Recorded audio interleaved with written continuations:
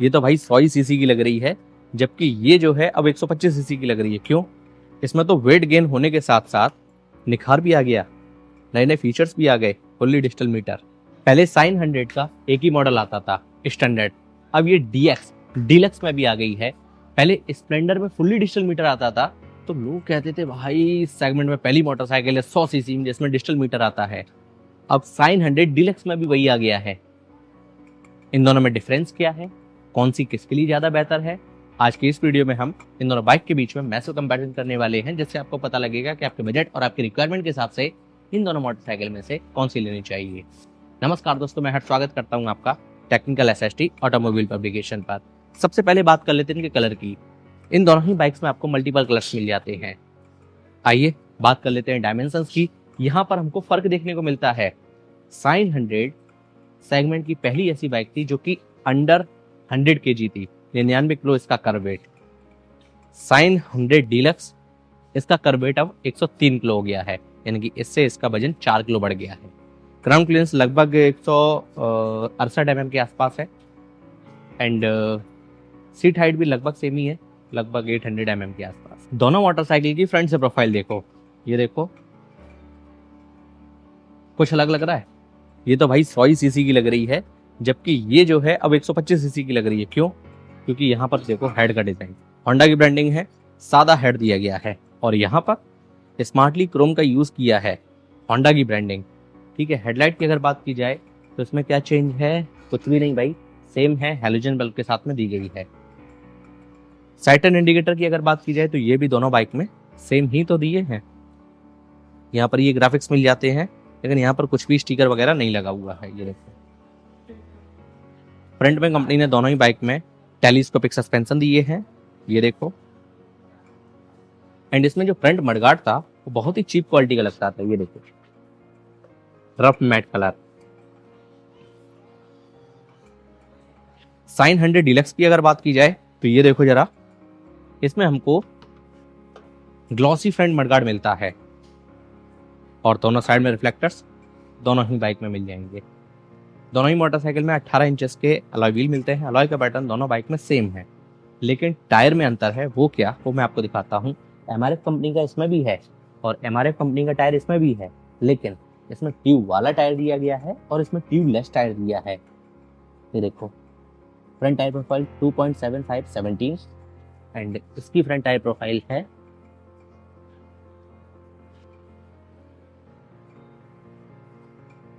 2.75 17। इन दोनों ही बाइक में 17 इंचेस के अलॉय व्हील दिए गए हैं। इसके टैंक का डिजाइन कुछ इस तरीके का है, होंडा की ब्रांडिंग है और ग्राफिक्स इसमें कुछ इस तरीके के दिए गए हैं। E20 का सपोर्ट है।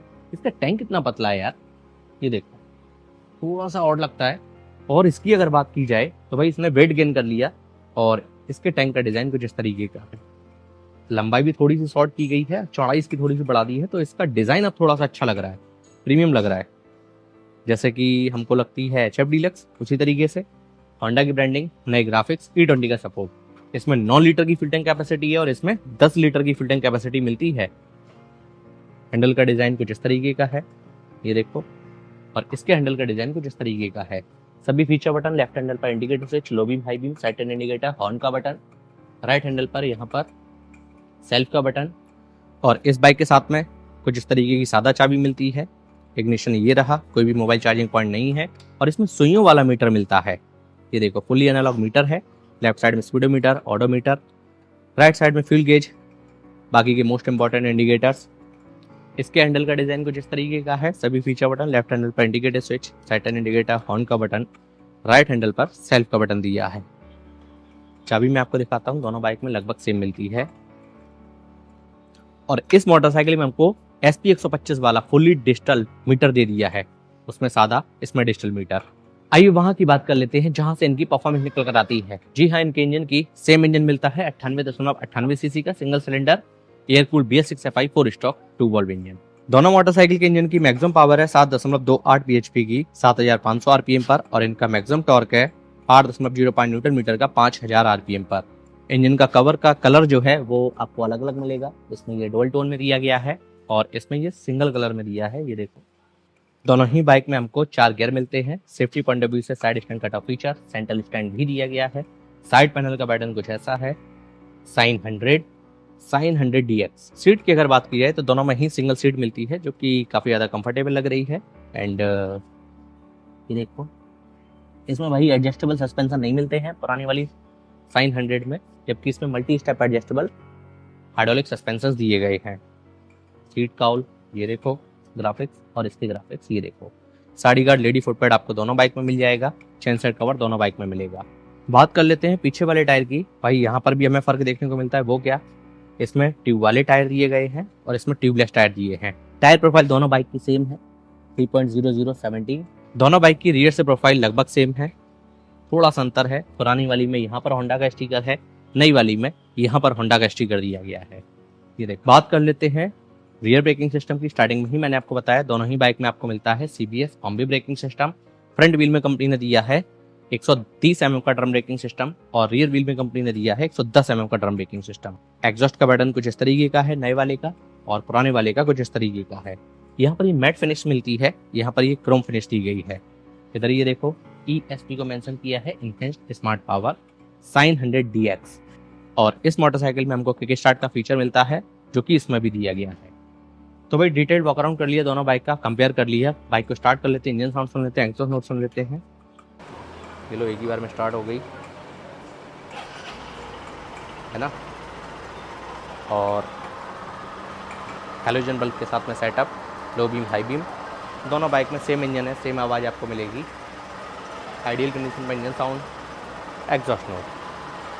थ्रोटल दूं क्या, ये देखो, कोई भी इंजन किल स्विच नहीं है, कोई भी आइडियल स्टार्ट स्टॉप नहीं है। अच्छा, मीटर में क्या क्या है वो मैं आपको एक बार थोड़ा सा दिखा देता हूँ डिटेल में। ये रहा आपका फ्यूल गेज, ऑडोमीटर इधर दिया गया है, ट्रिप A,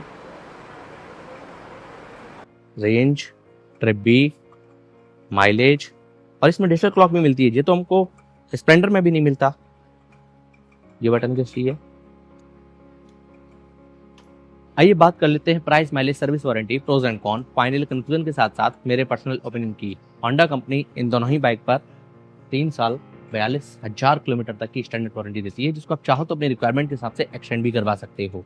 माइलेज की अगर बात की जाए लगभग सेम आपको मिलने वाला है, 65 से 70 के बीच में। फिर ये डिपेंड करता है बाइक कंडीशन, रोड कंडीशन और आपके चलाने के भी तरीके पर।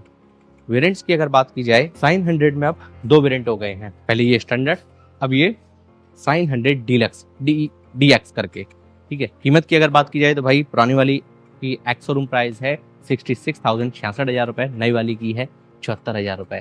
इससे इसकी कीमत 8,000 रुपए बढ़ गई है। ऑन रोड आते आते ये बाइक आपको 89,000 की मिलेगी और ये वाली आपको 80,000 के अराउंड मिलेगी। तो यहाँ पर जो फर्क है लगभग 9,000 का हो जाता है ऑन रोड आते आते। आइए बात कर लेते हैं फाइनल वर्डिक्ट की, कौन सी बाइक किसको लेनी चाहिए। सबसे पहले बात करते हैं जिन लोगों का भी बजट टाइट है, उन लोगों को मैं रिकमेंड करूंगा कि भाई आप साइन 100 की तरफ जाइएगा।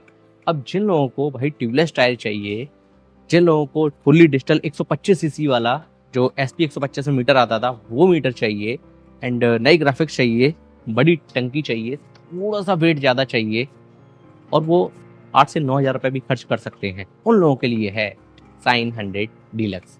अब मैं उम्मीद करता हूँ दोनों बाइक से संबंधित आपके सभी सवालों के जवाब आपको इस वीडियो में आसान शब्दों में मिल गए होंगे।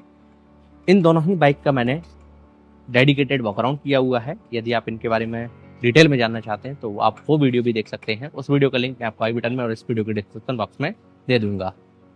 इन दोनों में से अब आपने किस बाइक को सिलेक्ट किया है, कौन सी ज़्यादा बेहतर है, ये मैं आप पर छोड़ रहा हूँ। अपनी राय आप मुझे कमेंट करके जरूर बताइएगा। हम आपसे मिलते हैं ऐसी इंटरेस्टिंग वीडियो और इन्फॉर्मेटिव वीडियो में। जय हिंद, वंदे मातरम।